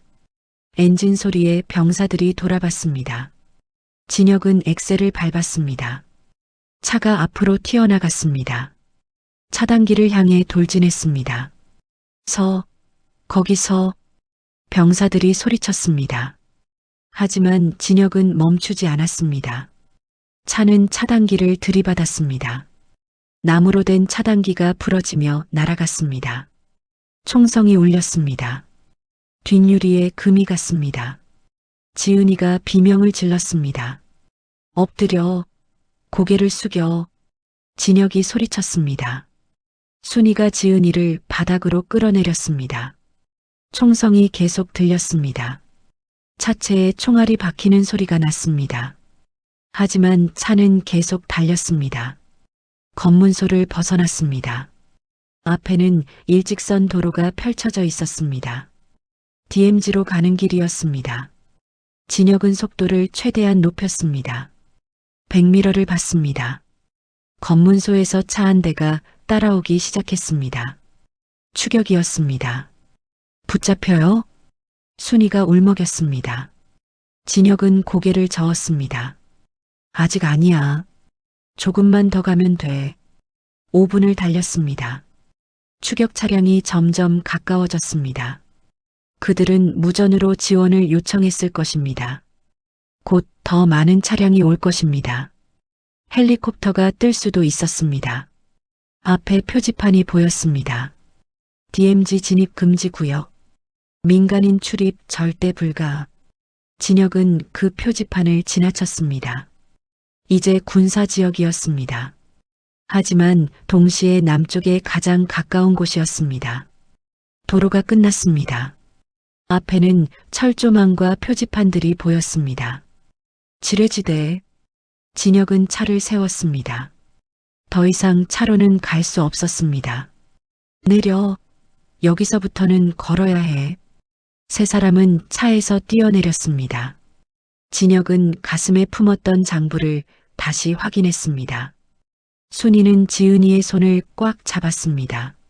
앞에는 철조망이 있었고 그 너머에는 울창한 숲이 보였습니다. DMZ였습니다. 진혁은 철조망을 살펴봤습니다. 이것은 북한군이 설치한 것이었습니다. 오래된 것이었고 곳곳이 녹슬어 있었습니다. 진혁은 차에서 가져온 공구로 철조망을 잘랐습니다. 철망이 끊어졌습니다. 빨리 들어가. 순이가 먼저 들어갔습니다. 지은이를 밀어 넣었습니다. 진혁이 마지막으로 들어가려는 순간 뒤에서 차 소리가 들렸습니다. 추격 차량이 도착한 것입니다. 거기서 움직이지 마. 병사들이 차에서 내렸습니다. 총을 겨누고 있었습니다. 진혁은 철조망 안으로 몸을 밀어 넣었습니다. 총성이 울렸습니다. 총알이 땅에 박혔습니다. 뛰어. 계속 뛰어. 세 사람은 숲속으로 뛰어들었습니다. 나무들이 빽빽했습니다. 총성이 계속 들렸지만 나무들이 그들을 가려주었습니다. 진혁은 앞장서서 달렸습니다. 발밑을 조심하며 달렸습니다. 지뢰가 있을 수 있었습니다. 100m를 달렸습니다. 뒤에서 병사들의 고함 소리가 들렸습니다. 하지만 그들은 철조망을 넘어 추격하지 않았습니다. DMZ는 그들에게도 위험한 곳이었습니다. 무단으로 들어갈 수 없었습니다. 진혁은 멈춰섰습니다. 숨이 턱까지 찼습니다. 순이와 지은이도 헐떡이고 있었습니다. 진혁은 주변을 살폈습니다. 나무들과 풀들이 무성했습니다. 사람의 손길이 닿지 않은 곳이었습니다. 이제 어디로 가요? 순이가 물었습니다. 진혁은 남쪽을 가리켰습니다. 저쪽으로, 계속 남쪽으로 가야 해. 군사분계선을 넘어야 해. 얼마나 가야 해요? 5km쯤. 하지만 지뢰밭을 지나가야 해. 지은이가 울었습니다. 아빠, 무서워요. 저 못 가요. 진혁은 딸을 안았습니다. 할 수 있어. 아빠가 앞장설게. 아빠가 간 길로만 따라오면 돼. 절대 다른 곳으로 가면 안 돼. 알겠지? 지은이가 고개를 끄덕였습니다. 진혁은 다시 앞장섰습니다. 한 발 한 발 조심스럽게 내디뎠습니다. 땅을 살피며 걸었습니다. 지뢰는 보통 흙이 살짝 솟아있거나 풀이 다르게 자라는 곳에 있었습니다. 30분을 걸었습니다. 진혁의 옷은 땀으로 흠뻑 젖었습니다. 순이는 지은이를 부축하며 걸었습니다. 세 사람 모두 지쳐 있었습니다. 하지만 멈출 수 없었습니다. 그때였습니다. 앞에 철조망이 또 보였습니다. 하지만 이번 것은 북한 것이 아니었습니다. 더 튼튼했고 새 것이었습니다. 그리고 그 너머에 초소가 보였습니다. 태극기가 펄럭이고 있었습니다. 저기, 진혁이 가리켰습니다. 남한 GOP였습니다. 그곳까지만 가면 되었습니다. 순이가 눈물을 흘렸습니다. 지은이도 희망을 품고 걷기 시작했습니다. 하지만 그때 뒤에서 소리가 들렸습니다. 진혁은 뒤를 돌아봤습니다. 북한군이었습니다. 그들도 DMZ에 들어온 것입니다. 추격을 멈추지 않은 것입니다. 거기서 쏜다. 진혁은 순이와 지은이를 봤습니다. 이제 선택의 여지가 없었습니다. 뛰어. 죽기 살기로 뛰어. 세 사람은 철조망을 향해 전력으로 달렸습니다. 생과 사의 마지막 질주였습니다. 총성이 울렸습니다. 땅에 흙먼지가 튀었습니다. 총알이 진혁의 발치를 스쳤습니다. 그는 뒤돌아보지 않았습니다. 오직 앞만 봤습니다. 남쪽의 철조망만 봤습니다. 50m, 40m, 거리가 점점 줄어들었습니다. 순이가 지은이를 끌다시피 하며 달렸습니다. 지은이의 다리가 휘청거렸습니다. 체력이 한계에 다다른 것입니다. 순이가 딸을 업으려고 했습니다. 엄마, 괜찮아요. 혼자 뛸 수 있어요. 지은이가 다시 힘을 냈습니다. 어린 소녀의 눈에는 두려움이 아니라 결연함이 있었습니다. 살아야 한다는 의지였습니다. 또 총성이 울렸습니다. 이번에는 더 가까웠습니다. 진혁은 지그재그로 달렸습니다. 총알을 피하기 위해서였습니다. 순이와 지은이도 같은 방식으로 달렸습니다. 30m, 20m, 철조망이 눈앞에 있었습니다. 진혁은 손을 뻗었습니다. 철망을 잡을 수 있을 것 같았습니다. 바로 그때 남쪽 GOP에서 확성기 소리가 들렸습니다. 거기 멈추시오. 신혼을 밝히시오. 한국군이었습니다. 그들도 총을 겨누고 있었습니다. 하지만 진혁은 멈출 수 없었습니다. 멈추는 순간 북한군의 총에 맞을 것이었습니다. 탈북자입니다. 망명 신청합니다.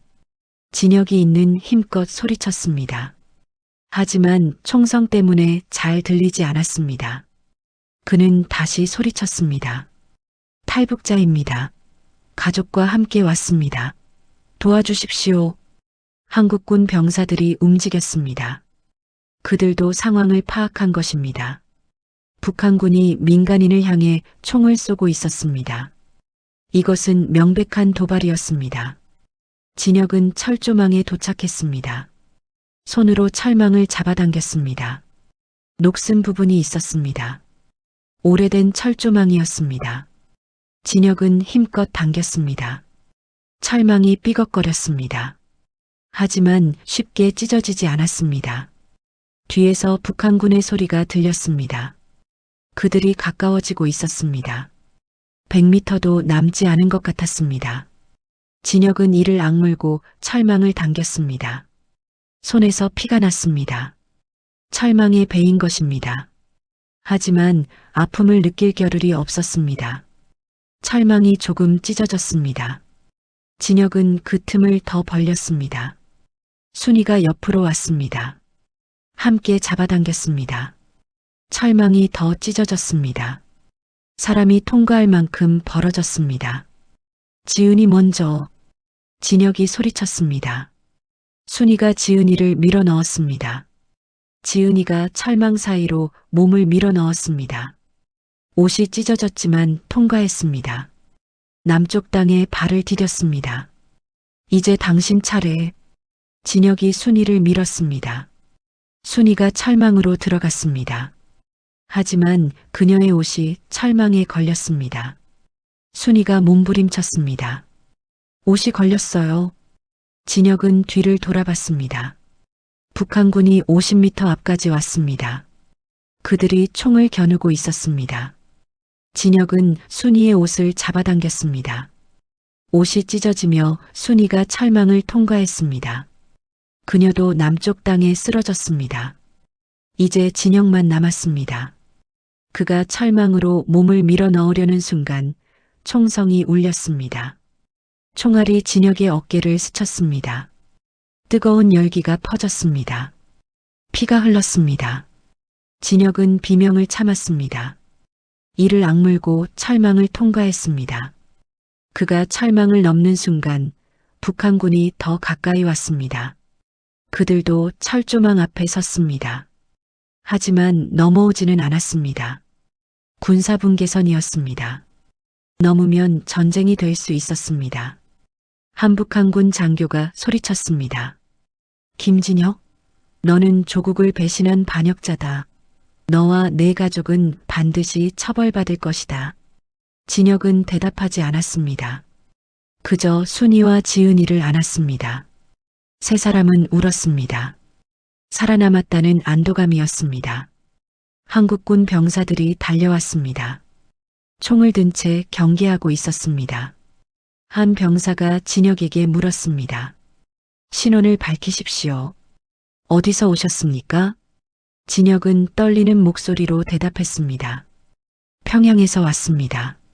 저는 김진혁, 당 간부 운전수였습니다. 가족과 함께 탈북했습니다. 병사가 무전기를 꺼냈습니다. 상황 보고, 탈북자 3명 확인, 성인 남자 1명, 성인 여자 1명, 미성년자 여자 1명. 북한군과 총격전 있었음. 탈북자 중 남자 1명 부상.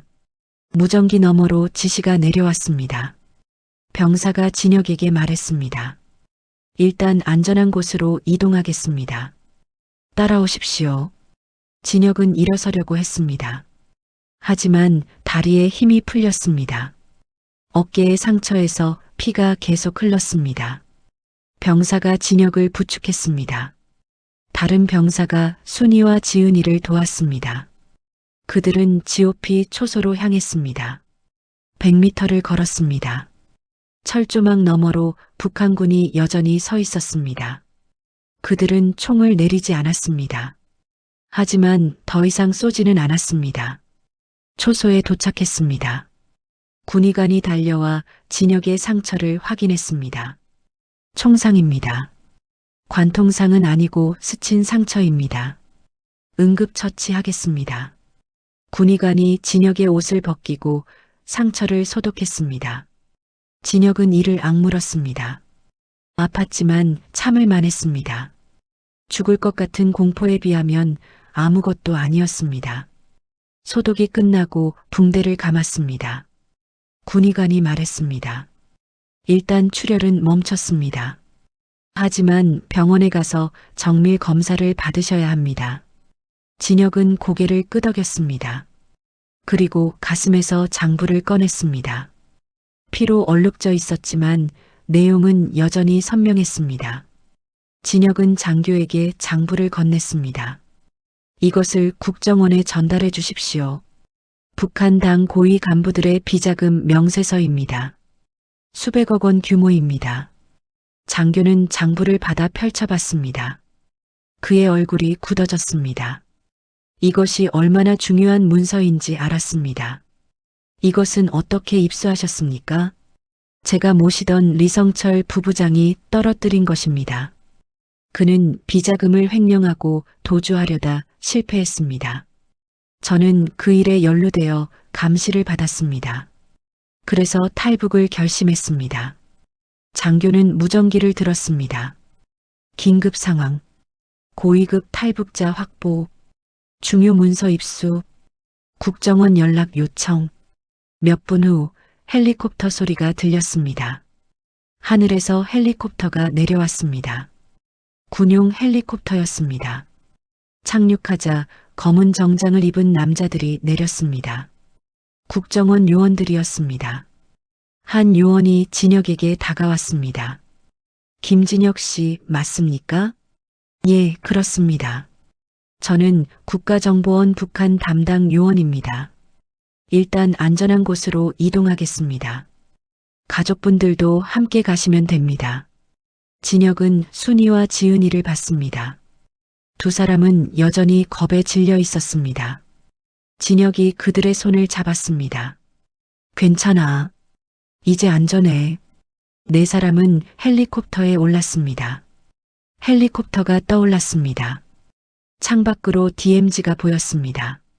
철조망, 지뢰밭, 그리고 저 멀리 북한 땅이 보였습니다. 진혁은 그것을 마지막으로 바라봤습니다. 25년을 살았던 곳이었습니다. 아버지와 할아버지가 살았던 곳이었습니다. 하지만 이제 더 이상 돌아갈 수 없는 곳이었습니다. 진혁은 눈을 감았습니다. 눈물이 흘렀습니다. 순이가 남편의 손을 꽉 잡았습니다. 지은이가 아버지의 다른 손을 잡았습니다. 세 사람은 아무 말도 하지 않았습니다. 그저 서로의 온기를 느꼈습니다. 살아있다는 것을, 함께 있다는 것을 확인했습니다. 헬리콥터는 남쪽으로 날아갔습니다. 서울을 향해 날아갔습니다. 새로운 삶을 향해 날아갔습니다. 진혁은 창밖을 바라봤습니다. 햇빛이 밝았습니다. 북쪽에서는 볼 수 없었던 밝은 햇빛이었습니다. 요원이 말했습니다. 김진혁 씨, 서울에 도착하면 조사가 있을 것입니다. 하지만 걱정하지 마십시오. 우리는 당신을 보호할 것입니다. 당신이 가져온 정보는 매우 중요합니다. 진혁은 고개를 끄덕였습니다. 조사, 보호, 새로운 삶, 모든 것이 낯설었습니다. 하지만 두렵지 않았습니다. 가족이 함께 있었기 때문입니다. 그것만으로 충분했습니다. 헬리콥터는 계속 날아갔습니다. 아래로 도시들이 보였습니다. 높은 건물들, 넓은 도로들, 수많은 차들이 보였습니다. 북한에서는 볼 수 없었던 풍경이었습니다. 지은이가 창밖을 보며 감탄했습니다. 와, 건물이 정말 많아요. 순이도 창밖을 봤습니다. 그녀의 눈에도 놀라움이 가득했습니다. 진혁은 미소를 지었습니다. 처음 보는 표정이었습니다. 오랜만에 진심으로 웃는 얼굴이었습니다. 1시간 후 헬리콥터는 서울에 도착했습니다. 새로운 세계의 시작이었습니다. 헬리콥터는 강남의 한 건물 옥상에 착륙했습니다. 국정원 건물이었습니다. 높은 빌딩들이 사방을 둘러싸고 있었습니다.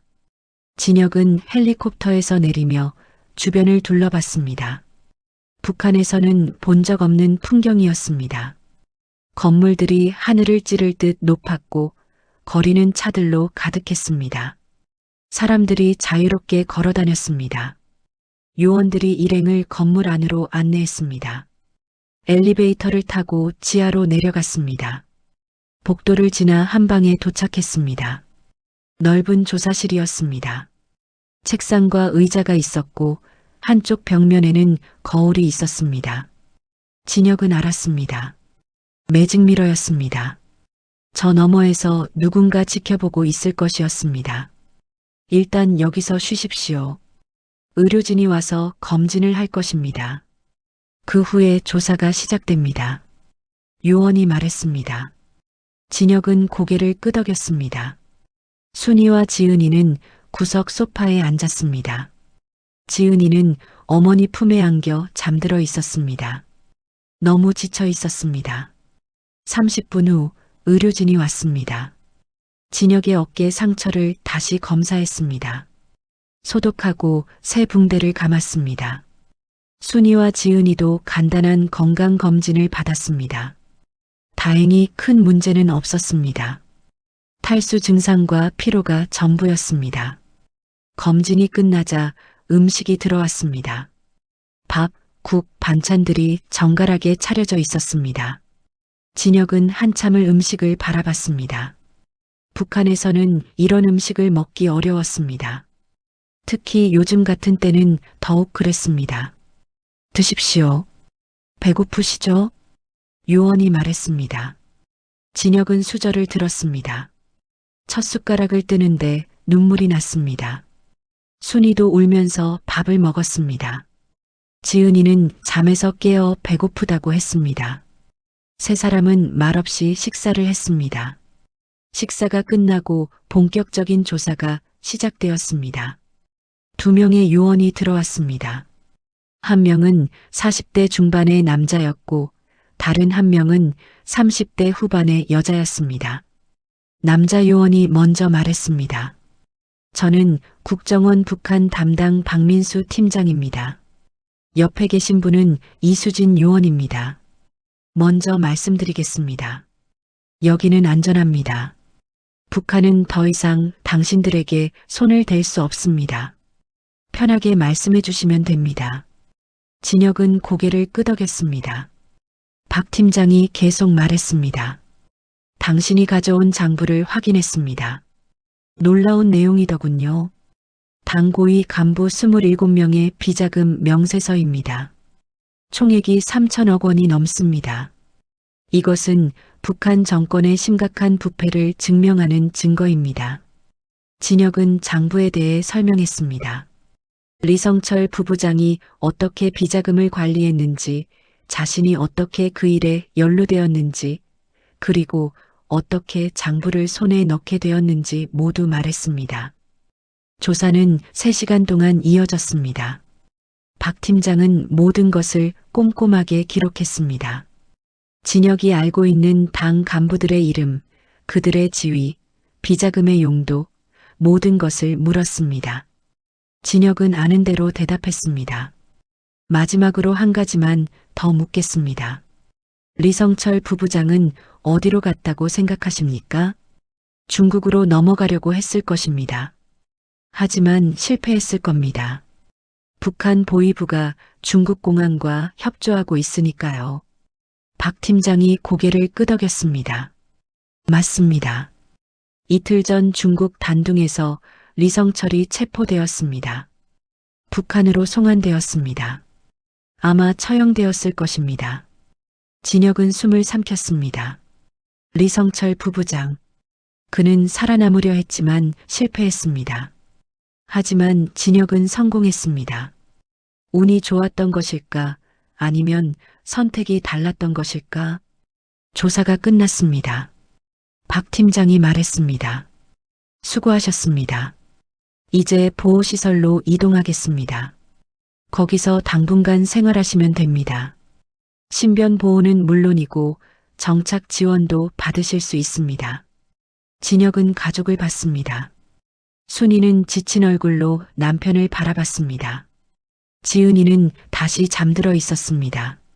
진혁은 박 팀장에게 물었습니다. 감사합니다. 하나만 물어봐도 되겠습니까? 말씀하십시오. 우리 가족 정말 안전한 겁니까? 북한이 보복하지는 않습니까? 박 팀장이 진지한 표정으로 대답했습니다. 김진혁 씨, 당신은 이제 대한민국 국민입니다. 우리는 당신을 보호할 의무가 있습니다. 그리고 당신이 가져온 정보는 매우 귀중합니다. 우리는 당신과 가족을 끝까지 지킬 것입니다. 진혁은 안도의 한숨을 쉬었습니다. 처음으로 안심이 되었습니다. 차를 타고 보호시설로 이동했습니다. 서울 외곽의 한 건물이었습니다. 조용한 주택가였습니다. 건물 안으로 들어가자 깨끗한 아파트가 나왔습니다. 2개의 방과 거실, 주방이 있었습니다. 북한의 집보다 훨씬 넓고 깨끗했습니다. 여기서 생활하시면 됩니다.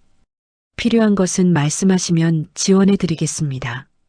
일주일에 한 번씩 저희가 방문할 것입니다. 요원이 설명했습니다. 진혁은 집안을 둘러봤습니다. 냉장고에는 음식이 가득했습니다. 옷장에는 새 옷들이 걸려 있었습니다. 침대도 포근해 보였습니다. 요원이 떠나고 3사람만 남았습니다. 순이가 소파에 앉으며 말했습니다. 꿈 같아요.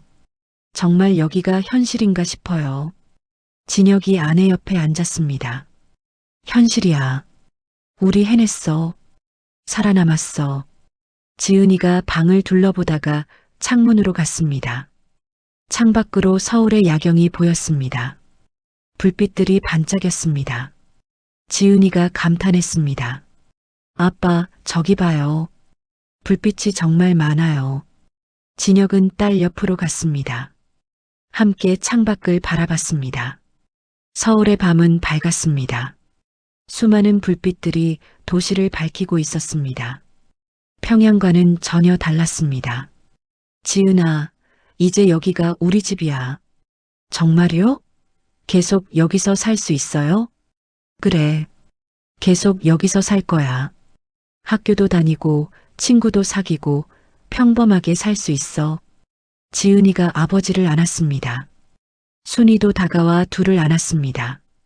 3사람은 한참을 그렇게 서 있었습니다. 그날 밤 진혁은 침대에 누웠습니다. 부드러운 침대였습니다. 북한에서는 느껴보지 못한 편안함이었습니다. 하지만 잠이 오지 않았습니다. 머릿속에 지난 며칠의 일들이 스쳐 지나갔습니다. 검은 가방, 보이부 조사실, 검문소, 총성, 철조망, 모든 것이 생생했습니다. 순이가 남편의 손을 잡았습니다. 잠이 안 와요? 응. 너무 많은 일이 있었어서 그런가 봐. 순이가 남편을 봤습니다. 어둠 속에서도 남편의 얼굴이 보였습니다. 수척해진 얼굴이었지만 눈빛만은 살아있었습니다. 당신 후회하지 않아요? 진혁은 잠시 생각했습니다. 후회. 그는 모든 것을 버렸습니다. 조국, 집, 직장, 친구들, 모든 것을 버리고 왔습니다. 하지만 얻은 것도 있었습니다. 자유와 안전, 그리고 가족의 미래였습니다. 아니, 후회 안 해. 다시 그때로 돌아가도 똑같이 할 거야. 이게 옳은 선택이었어. 순이가 미소를 지었습니다. 그녀도 같은 생각이었습니다. 힘들었지만 후회는 없었습니다. 고마워요. 우리를 지켜줘서 내가 해야 할 일이었어. 가장으로서, 아빠로서. 2사람은 손을 꽉 잡았습니다. 그리고 천천히 잠에 들었습니다. 처음으로 편안한 잠이었습니다. 두려움 없는 잠이었습니다. 다음 날 아침 진혁은 일찍 일어났습니다. 창밖으로 햇빛이 들어왔습니다. 밝은 햇빛이었습니다. 진혁은 거실로 나와 텔레비전을 켰습니다. 뉴스가 나왔습니다. 앵커가 여러 소식을 전했습니다. 날씨, 정치, 경제, 사회, 모든 것이 자유롭게 보도되고 있었습니다. 순이가 일어나 아침을 준비했습니다. 냉장고에 있던 재료로 간단한 식사를 만들었습니다. 지은이도 일어나 식탁에 앉았습니다. 3사람은 함께 아침을 먹었습니다. 식사 후 초인종이 울렸습니다. 진혁이 문을 열자 박민수 팀장이 서 있었습니다. 안녕하십니까? 어젯밤 편히 주무셨습니까? 예, 잘 잤습니다. 박 팀장이 서류 가방을 열었습니다. 그리고 몇 장의 서류를 꺼냈습니다.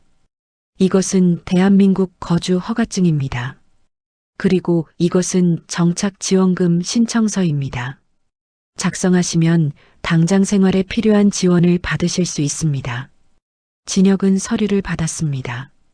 대한민국 거주 허가증, 그의 이름이 적혀 있었습니다.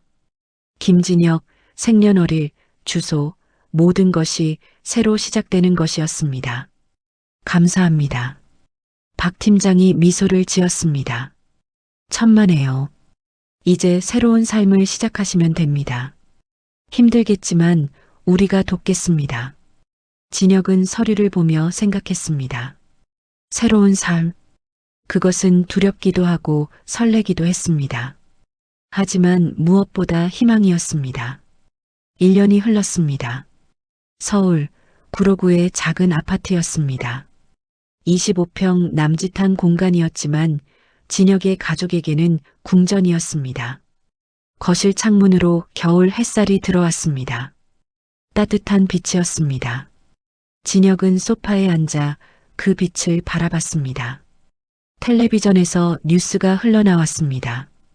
앵커가 북한 소식을 전하고 있었습니다. 북한 당 재정부 리성철 전 부부장이 지난해 비자금 횡령 혐의로 처형된 것으로 확인되었습니다. 북한 내부 소식통에 따르면 관련자 10여 명도 함께 숙청되었다고 합니다. 진혁은 화면을 멍하니 바라봤습니다. 리성철 부부장. 그는 살아남으려 했지만 결국 실패했습니다. 진혁은 자신이 운이 좋았다고 생각하지 않았습니다. 선택이 달랐을 뿐이었습니다.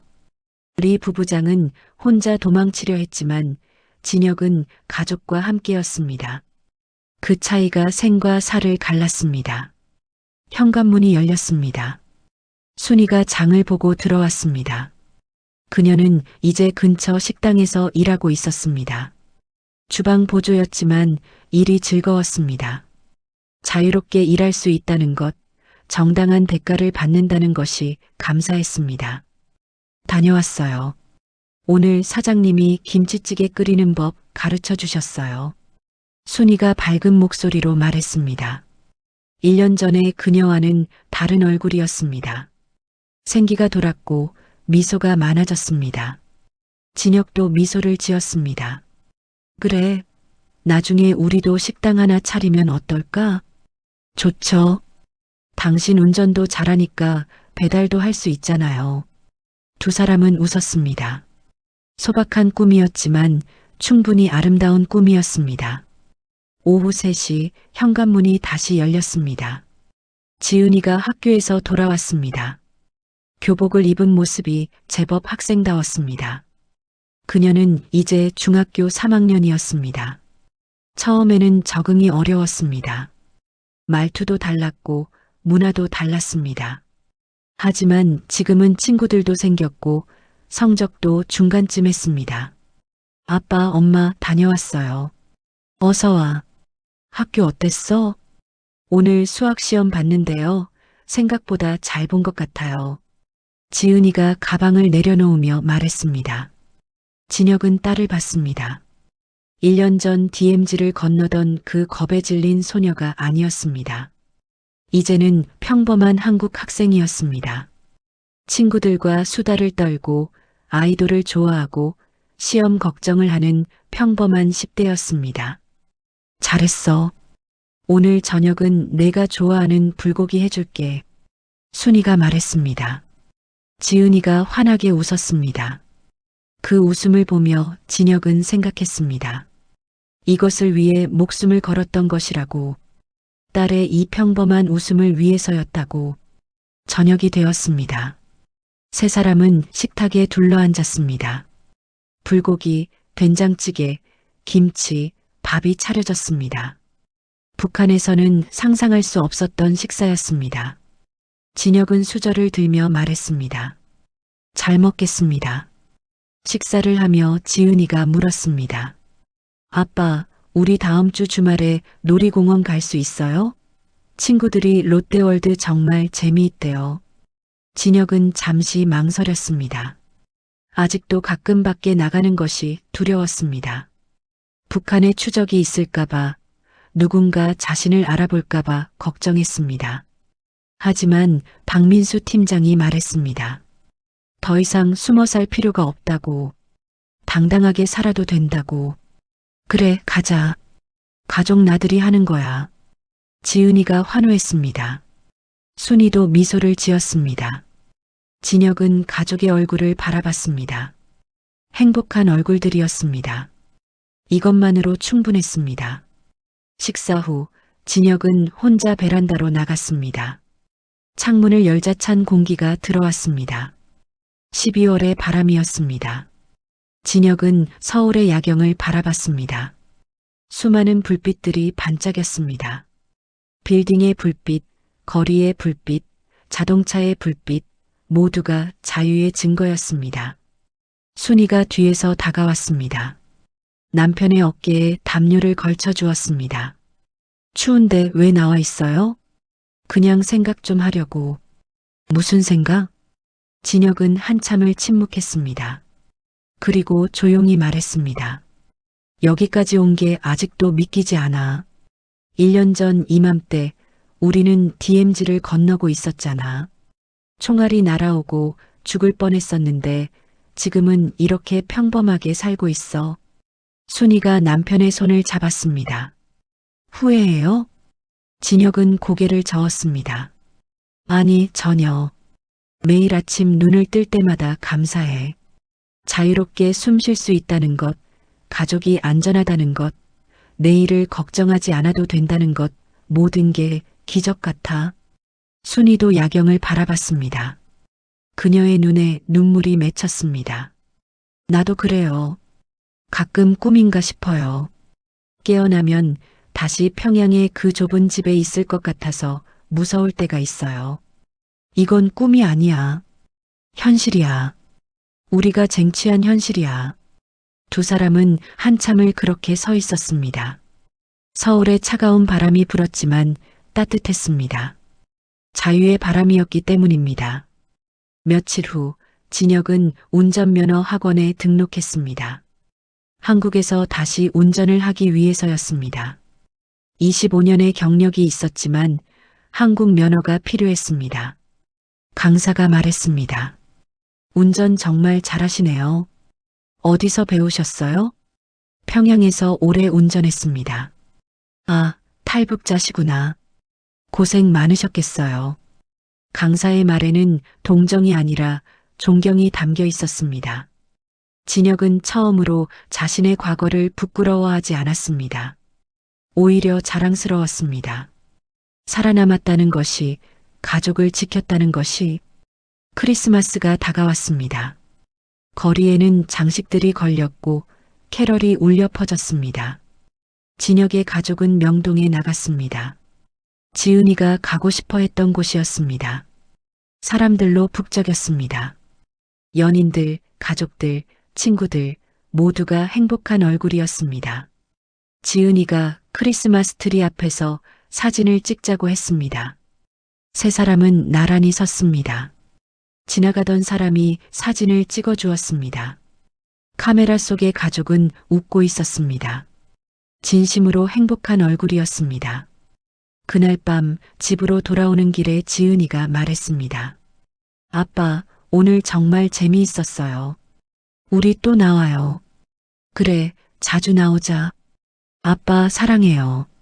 진혁의 가슴이 뭉클했습니다. 딸이 자유롭게 사랑한다고 말할 수 있는 것, 그것이 가장 큰 선물이었습니다.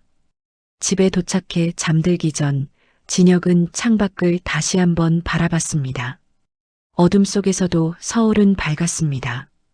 저 불빛 하나하나가 누군가의 삶이었습니다. 자유롭게 사는 사람들의 삶이었습니다. 그리고 이제 자신도 그 중 하나였습니다. 진혁은 중얼거렸습니다. 우리 해냈어. 그렇습니다. 해냈습니다.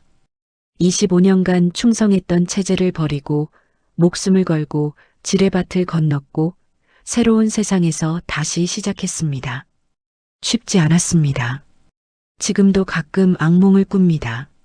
총성이 들리고 철조망이 보입니다. 하지만 깨어나면 가족이 옆에 있습니다. 그것으로 충분합니다. 자유는 공짜가 아니었습니다. 대가를 치러야 했습니다. 하지만 그 대가를 치를 만한 가치가 있었습니다. 매일 아침 두려움 없이 눈을 뜰 수 있다는 것, 딸이 마음껏 꿈을 꿀 수 있다는 것, 아내가 웃을 수 있다는 것, 그 모든 것이 자유였습니다. 진혁은 잠자리에 들었습니다. 순이가 옆에 누워 있었습니다. 진혁은 아내의 손을 잡았습니다. 따뜻한 손이었습니다. 살아있는 손이었습니다. 진혁은 눈을 감았습니다. 평화로운 잠이었습니다. 그리고 새벽, 진혁은 꿈을 꾸었습니다. 넓은 들판을 걷는 꿈이었습니다. 철조망도 없고 검문소도 없고 감시도 없는 곳이었습니다. 순이와 지은이가 함께 걸었습니다. 세 사람은 웃으며 걸었습니다. 끝없는 들판을 자유롭게 걸었습니다. 진혁은 미소를 지으며 잠들어 있었습니다. 여러분, 오늘의 이야기는 여기까지입니다. 김진혁 씨의 이야기를 들으며 우리는 무엇을 느꼈을까요? 자유란 무엇일까요? 우리가 당연하게 여기는 이 모든 것들이 실은 얼마나 귀한 것인지 생각해 봅니다. 아침에 두려움 없이 눈을 뜨는 것, 하고 싶은 말을 자유롭게 하는 것, 가족과 함께 웃으며 저녁을 먹는 것, 이 모든 평범한 일상이 누군가에게는 목숨을 걸어야만 얻을 수 있는 꿈이었습니다. 김진혁 씨는 25년간 충성했던 체제를 버렸습니다. 쉬운 선택이 아니었습니다. 모든 것을 잃을 수 있는 선택이었습니다. 하지만 그는 가족을 위해 그 선택을 했습니다. 지뢰밭을 걸었고 총알을 피했고 철조망을 넘었습니다. 그리고 마침내 자유를 얻었습니다. 우리는 때때로 일상에 지쳐 불평합니다. 하지만 오늘 이야기를 들으며 깨닫습니다. 우리가 누리는 이 자유가 얼마나 소중한지를요. 마음껏 꿈을 꿀 수 있다는 것, 두려움 없이 내일을 맞이할 수 있다는 것, 그 모든 것이 감사한 일입니다. 김진혁 씨 가족은 지금도 서울 어딘가에서 살고 계십니다. 평범한 일상을 살아가고 계십니다. 그들에게 그 평범함이 가장 큰 행복입니다. 우리도 오늘 하루 우리의 평범한 일상에 감사하면 어떨까요? 오늘 이야기가 마음에 드셨다면 구독과 좋아요 부탁드립니다. 여러분의 관심이 더 좋은 이야기를 만드는 힘이 됩니다. 그리고 댓글로 여러분의 생각을 나눠주세요. 자유란 무엇인지, 여러분에게 가장 소중한 것은 무엇인지 함께 이야기 나눠봅시다. 다음 이야기에서 또 뵙겠습니다. 여러분 모두 행복한 하루 보내시기 바랍니다. 감사합니다.